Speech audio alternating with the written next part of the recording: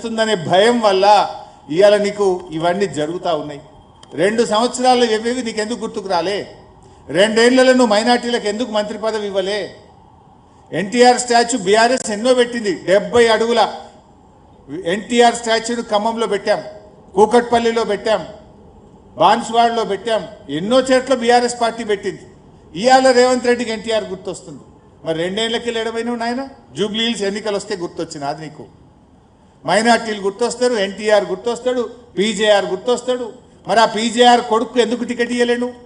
నువ్వే కదా PCC president. నిజంగా నీకు అంత ప్రేమ ఉంటే పీజేఆర్ కొడుకు ఎందుకు టికెట్ ఇవ్వలే? ఇవాళ పీజేఆర్ మీద నీకు ప్రేమ గుర్తొస్తుందా? పీజేఆర్కు మంత్రి పదవి ఇవ్వకపోవడం వల్ల, కాంగ్రెస్ యొక్క అరాచకం వల్ల ఆ రోజు పీజేఆర్ చనిపోయింది గుండాకి. ఇవాళ నువ్వు పీజేఆర్ మీద ప్రేమ వలకపోస్తున్నావు. కొల్లూరు డబుల్ బెడ్రూమ్లో ఒక్కనాడన్నా కేసీఆర్ కట్టిండనే నెపంతో ఒక్కనాడు 2 ఏళ్లలో మీరు పోలే. ఇప్పుడు రోజు ఒక మంత్రి పరిగెత్తుతుండు, ఒకలేనికి ఒకరు ఉరుకుతుండు. ఒక ఆయన పోయి దవాఖాన పెడతా అంటుండు, ఒక ఆయన పోయి రేషన్ షాపులు పెడతా అంటుండు, ఒక ఆయన పోయి నేను మున్సిపల్ చెత్త ఎత్తడానికి బండ్లు పెడతా అంటుండు, ఇంకొక ఆయన పోయి అంబులెన్స్ పెడతా అంటుండు. 2 ఏళ్ళు అడిగిపోయింది. This is all done by BRS. BRS అనే ప్రధాన ప్రతిపక్షం ప్రశ్నిస్తుంది కనుకనే ఈరోజు ఒకటొకటిగా జరుగుతున్నటువంటి పరిస్థితి గడబడతా ఉంది. అందువల్ల ఒక ప్రశ్నించే గొంతును గెలిపించండి. బీఆర్ఎస్ పార్టీ ఇలా ప్రజలకు అండగా ఉన్నది. నువ్వు మూసీ పేరిట పేదల ఇల్లు కూలుస్తా అంటే ఆ ప్రజలు తెలంగాణ భవన్కి వచ్చి తమ బాధలు చెప్పుకుంటే బీఆర్ఎస్ పార్టీ కేటీఆర్ గారు మా శాసనసభ్యులు అందరం పోయి బుల్డోజర్లకు అడ్డంగా నిలబడి ఇవాళ హైదర్ షా కోట కానీ మూసి కూల్చివేతలను అడ్డుగా నిలబడ్డది, అడ్డుకున్నది, ఆపింది బీఆర్ఎస్ ప్రభుత్వం. సో అందువల్ల ఒక ప్రశ్నించేటువంటి దాన్ని మీరు గెలిపించండి, ప్రజల పక్షాన నిలబడేటువంటి పార్టీని గెలిపించాలని మేము ఈరోజు అందరినీ కూడా కోరుతా ఉన్నాం. ముఖ్యంగా లా అండ్ ఆర్డర్ ఇవాళ కేసీఆర్ గారి హయాంలో హైదరాబాద్లో అద్భుతమైన పాలన జరిగింది. శాంతి భద్రతలకు కేర్ ఆఫ్గా తెలంగాణ రాష్ట్రం నిలిచింది. దేశంలోనే అవార్డులు అందుకున్నది బీఆర్ఎస్ ప్రభుత్వం. 10 లక్షల సీసీ కెమెరాలు పెట్టాం, కొత్త పోలీస్ వాహనాలు అందించాం.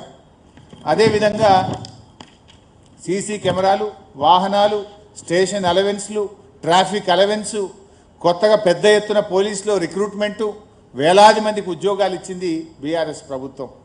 కానీ అలా రేవంత్ రెడ్డి వచ్చిన తర్వాత పోలీసులకు టీఏ బిల్లులు వస్తలేవు, సరెండర్ లీవ్ పైసలు వస్తలేవు, పోలీస్ స్టేషన్ అలవెన్స్ బంద్ అయిపోయింది, వాహనాల్లో డీజిల్ పోయడానికి డబ్బులు విడుదల కాని పరిస్థితి.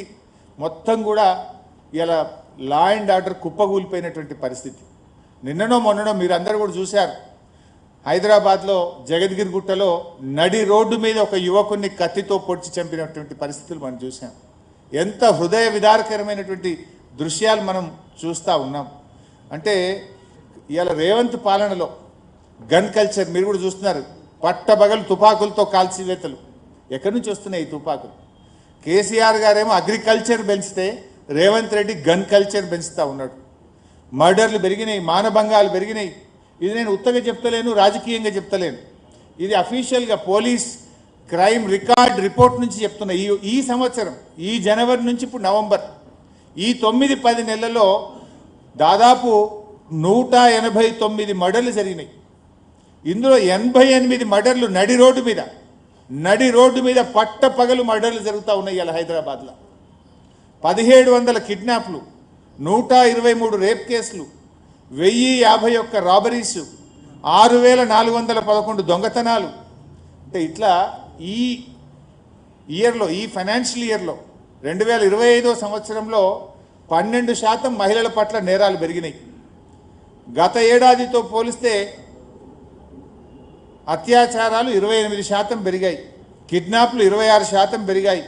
హైదరాబాద్లో 41%, సైబరాబాద్లో 60% క్రైమ్ రేట్ పెరిగింది. ఓవరాల్గా తెలంగాణలో 22% క్రైమ్ రేట్ పెరిగింది. మరి ఈయననే హోంమంత్రి, ఈయననే ముఖ్యమంత్రి, ఈయనదే కదా బాధ్యత. నీ పాలనలో వృద్ధి జరిగింది, నీ పాలనలో ఏదైనా డెవలప్ అయిందంటే క్రైమ్ రేట్ డెవలప్ అయింది, క్రైమ్ రేట్ పెరిగింది తప్ప నా జిఎస్టీ పెరగలే, నా సేల్స్ ట్యాక్స్ పెరగలే, నా రెవెన్యూ పెరగలే, హెల్త్ ఇండెక్స్ పెరగలే, పెరిగిందేమని ఉంది రేవంత్ పాలనలో అంటే హత్యలు పెరిగినాయి, అత్యాచారాలు పెరిగినాయి, మానభంగాలు పెరిగినాయి, మర్డర్లు పెరిగినాయి, రేపులు పెరిగినాయి తప్ప ఇంకా వేరే ఏం పెరగలే. దానికి రేవంత్ రెడ్డి ఏదో గొప్పగా చెప్తాడు. జోక్ ఏంటంటే ముఖ్యమంత్రి గారు పొద్దున్న లేస్తే సెక్రటేరియట్ బోర్డిన సెక్రటేరియట్ పోకుండా ఎక్కడ కూర్చుంటాడంటే పోలీస్ స్టేషన్, మన రేవంత్ రెడ్డి గారు సెక్రటేరియట్ బోర్డు ఎడ కూర్చుంటాడు, పోలీస్ కమాండ్ కంట్రోల్ రూమ్లో కూర్చుంటాడు. అయితే జూబ్లీ హిల్స్ ప్యాలెస్ ఏదైనా తప్పది అనుకుంటే పోలీస్ కమాండ్ కంట్రోల్కి పోతాడు. మరి పోలీస్ కమాండ్ కంట్రోల్ రూమ్లో కూర్చుంటే ఈయన హోంమంత్రి నువ్వే, ముఖ్యమంత్రి నువ్వే. ఏనాడన్నా క్రైమ్ రేట్ ఎందుకు పెరుగుతుంది, మర్డర్లు ఎందుకు పెరుగుతున్నాయి, అత్యాచారాలు ఎందుకు పెరుగుతున్నాయో రివ్యూ చేస్తాడా? పోలీస్ కమాండ్ కంట్రోల్లో ఈయన చేసే రివ్యూ ఏదన్నా ఉంది అంటే కమిషన్ల మీద రివ్యూ చేస్తాడు. ఇంకెక్కడెక్కడ కమిషన్లు పెండింగ్ ఉన్నాయి, ఎక్కడెక్కడ కమిషన్లు తొందరగా రాబట్టాలో కమిషన్ల మీద రివ్యూ చేస్తాడు తప్ప ఈ ముఖ్యమంత్రి ఏనాడు క్రైమ్ రేట్ మీద రివ్యూ చేయడిన. చేసుంటే పెరగదు కదా క్రైమ్ రేట్. కమిషన్ల మీద ఉన్న ధ్యాస నీ క్రైమ్ రేట్ మీద లేదు రేవంత్ రెడ్డికి. అరే ఇవాళ కూడా అదే పోలీసులను అడ్డం పెట్టుకొని మా నాయకుడు మరి జనార్దన్ రెడ్డి గారి ఇంటి మీద ఇవాళ దాడి చేసి నానా బీభత్సం సృష్టిస్తున్నారు. మా ఎమ్మెల్సీ రవీంద్రరావు గారి ఇంటి మీద దాడి చేసి నానా బీభత్సం సృష్టిస్తున్నారు. అంటే ఏంది, మీరు ఏం చేయదలుచుకున్నారు? ఇవాళ మేము ఒక 20 ఫిర్యాదులు ఇచ్చినాం ఇప్పటిదాకా పోలీస్ కమిషనర్కు. జూబ్లీ హిల్స్ ఎన్నికల్లో ఎంత విచ్చలవిడిగా పోలీసులను వాడుతున్నారు, మా నాయకులను ఏ రకంగా పోలీసులు బెదిరిస్తున్నారు, ఇస్తే యాక్షన్ లేదు. పైగా మా ఇండ్ల మీద, మా నాయకుల ఇండ్ల మీద దాడులు చేస్తాడు. అసలు రేవంత్ రెడ్డి హోమ్ మినిస్టర్గా యు ఆర్ ఫెయిల్, ఎడ్యుకేషన్ మినిస్టర్గా యు ఆర్ ఫెయిల్, మున్సిపల్ మినిస్టర్గా యు ఆర్ ఫెయిల్, ఓవరాల్గా చీఫ్ మినిస్టర్గా you are utter fail. Why people should vote you? విద్యాశాఖ మంత్రిగా 10వ తరగతిలో అంటే స్కూల్ ఎడ్యుకేషన్లో 67,000 మంది పిల్లలు తగ్గిపోయినారు. మున్సిపల్ మంత్రిగా హైదరాబాద్లో ఎక్కడ చూసినా చెత్తనే, వీధి దీపాలు వెలగవు, చెత్త, పిచ్చి కుక్కలు, స్వైర విహారం, బస్తీ దవాఖానలో పోతే మందులు లేవు. మున్సిపల్ మంత్రిగా ఫెయిల్. ఇక హోంమంత్రిగా మర్డర్లు, మానభంగాలు, అత్యాచారాలు పెరిగినాయి తప్ప నువ్వు హోంమంత్రిగా సాధించిన ప్రగతి అయితే ఏమి లేదు. ఓవరాల్గా చీఫ్ మినిస్టర్గా యు ఆర్ అట్టర్ ఫెయిల్. నీ మంత్రులే నీకినరు, నీ ఎమ్మెల్యేలే నీ మీద రోజు ఒక ఎమ్మెల్యే ఉత్తరం రాస్తున్నాడు. ఒక ఎమ్మెల్యేనేమో వరల్డ్ బ్యాంక్ ఉత్తరం రాసిండు నీ మీద నమ్మకం లేక 100 కోట్లు ఇవ్వమని.